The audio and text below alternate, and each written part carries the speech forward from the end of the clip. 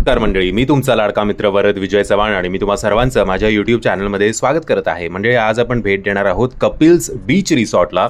नागाव बीचपासून काही अंतरावर हे बीच रिसॉर्ट आहे आणि जर तुम्ही या रिसॉर्टमध्ये थांबलात तर तुम्हाला 5-10 मिनटं वॉकिंगवर यांचा एक स्वतःचा प्रायव्हेट बीचसुद्धा मिळेल.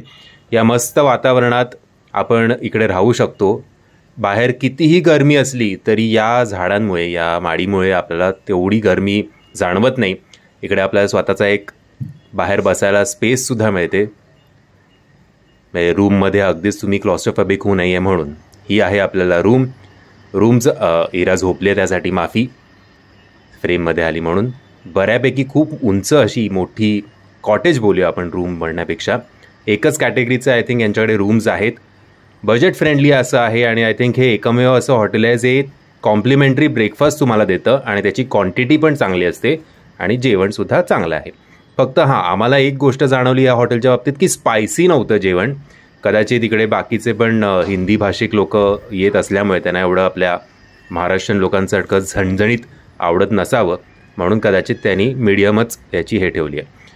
दोन्ही बाजूला खिडक्यातनं तुम्हाला हे व्ह्यूज मिळतात आणि या रूमचं हे मला खूप आवडलं की वेगळी चेंजिंग रूम आपल्याला बघायला मिळते, जिकडे कपाट, आरसा आणि लगेचच आपल्याला वॉशरूमसुद्धा आपल्याला बघायला मिळतं. नाहीतर नॉर्मली त्या हॉलमध्येच सगळं ठुसलेलं असतं, कपाट आणि आरसे विरसे सगळे अरेंज करून. पण इकडे हॉल वेगळा आणि आपल्याला एक चेंजिंग रूम वेगळी मिळते. हे मला खूप USP वाटली या प्रॉपर्टीची. सो कपडे लटकवायला तिकडे खुंट पण आहेत. आणि या इकडे एक सांगू इच्छितो, आय थिंक विहिरीचं पाणी येतं नळाला इकडच्या, त्यामुळे जर असा एक वास बाथरूममध्ये निश्चित राहील. नळाला किंवा फ्लशला कुठेतरी विहिरीचं पाणी येतं, मला तर आठवत नाही एक्झॅक्टली. तुम्हाला शॅम्पू, बॉडी वॉश आणि हँडवॉश सगळं लिक्विड स्वरूपात मिळतं आणि 2 साबणसुद्धा मिळतात आणि टॉवेल ऑब्व्हियसली. जर बजेट फ्रेंडली प्रॉपर्टी आहे, ॲडव्हान्समध्ये तुम्हाला थोडं पेमेंट आधी करायला लागतं. किती बजेट काय आहे हे जाणून घ्यायचं असेल तर हा व्हिडिओ एंडपर्यंत बघा. 2 छोट्या बिस्लरीच्या बाटल्या तुम्हाला कॉम्प्लिमेंटरी मिळतात तुमच्या बुकिंग बरोबर आणि वेलकम ड्रिंकसुद्धा. कोकम सरबत ते सुद्धा बाटलीमधलं छान होतं. ॲक्च्युली कोकम जिरा सरबत काहीतरी होतं. ही ती विहीर आहे, स्वच्छ पाणी आहे. ऑब्व्हियसली ते तुम्हाला इराचा आवाज किंचाळण्याचा मागणं येत असेल तर माफ करा, मी तिला आता गप नाही करू शकत. मस्त ॲम्बियन्स आहे. इकडे जेवणासाठी स्पेस आहे, आपल्याला इकडे येऊन जेवायला लागतं. नाही तर तुम्हाला रूममध्ये हवं असेल तर रूममध्ये एक छोटासा किड्स एरियासुद्धा आहे. बाकी हॅमॉक्स आणि ते सगळं तर प्रॉपर्टीमध्ये आहेच तुम्हाला लोळायला. ही पापलेट थाळी होती आमची. कोळंबीचा रस्सा, पापलेट फ्राय, सोलकढी आणि आम्ही सुकट मागवलं होतं. इकडे आपल्याला हे नाही मिळत, बाय द वे डेझर्ट नाही मिळत थाळीबरोबर. बाय द वे या प्रॉपर्टीला व्हिजिट करण्याच्या आधी आम्ही ला मेर रिसॉर्ट, रेवदंडा बीचला आहे ते रिसॉर्ट, आणि अजूनही त्या नागाव पट्ट्यातले काही हॉटेल्स, बजेट फ्रेंडली हॉटेल्स आपण केलेले आहेत. त्या 3ही प्रॉपर्टीजची लिंक मी तुम्हाला खाली डिस्क्रिप्शन बॉक्समध्ये देतोय. ते 3ही प्रॉपर्टी चेक करा, सगळ्या उत्तम प्रॉपर्टी आहेत. आता आपण बघणार आहोत की यांचा मुळात जो प्रायव्हेट बीच आहे, तो प्रायव्हेट म्हणजे असं केलं आहे यांनी, सो तो किती लांब आहे आणि नागाव बीच इकडनं किती लांब आहे ते बघूया एकदा. बाय द वे यांचा जो स्वतःचा बीच आहे, माफ करा, तिकडे आपल्याला या गेटमधनं बाहेर पडल्यावर लगेच जो पहिला लेफ्ट येतो तो लेफ्ट घ्या. जर तुम्ही सरळ गेलात तर तुम्ही नागाव बीचला पोचाल, जरा लांब आहे. आणि हो, नागाव बीचपासून या प्रॉपर्टीपर्यंतचा हा 1 किलोमीटरचा रस्ता जो आहे तो खराब आहे, त्यामुळे जर तुम्ही पावसाळ्यात आलात तर जरा जपून. आता आपण लेफ्ट घेतला आणि लगेचच आपल्याला समोर जे आहे तो समुद्र आहे.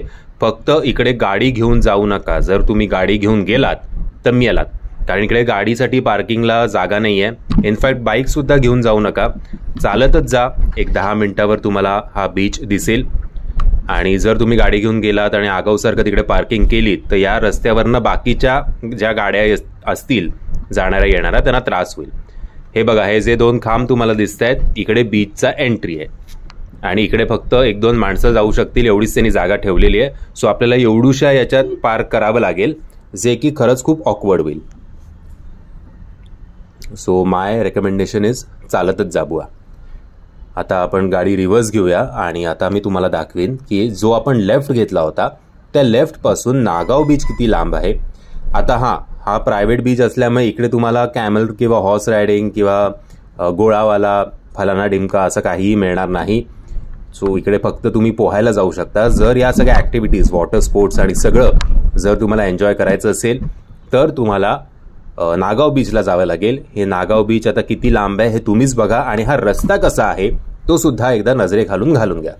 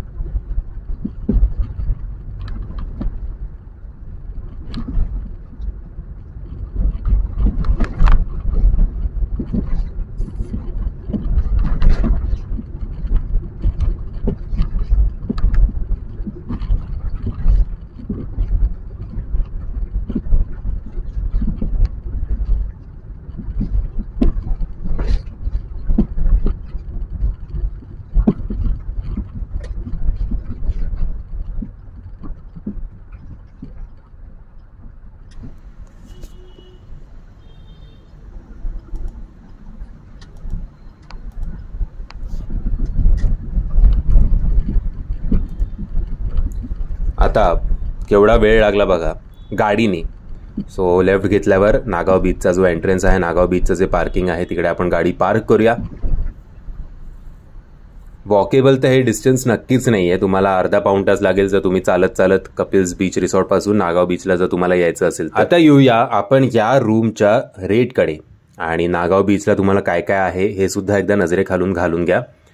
कॅमल रायडिंग, हॉर्स रायडिंग, ते ट्रॅम्पोलिन, वॉटर स्पोर्ट्स सगळ्या ॲक्टिव्हिटीज इकडे तुम्हाला करायला मिळतील. आता येऊया कपिल्स बीच रिसॉर्टच्या रेटवर. रूम रेटवर 6,500 काहीतरी याचं भाडं आहे. माफ करा, आम्ही 2 रूम्स घेतलं होतं त्यामुळे 6,500 बोललो मी.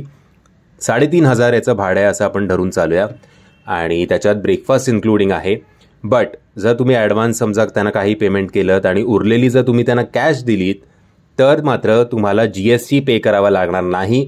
सो असं धरून चाला की 3,000 तुम्हाला ही प्रॉपर्टी मिळेल 2 जणांसाठी. एक्स्ट्रा पर्सनचे काय आहेत ते 500 रुपये आहेत फक्त आणि त्या 500 रुपयामध्ये पण त्या एक्स्ट्रा पर्सनचा ब्रेकफास्ट जो आहे तो इन्क्लुडिंग आहे.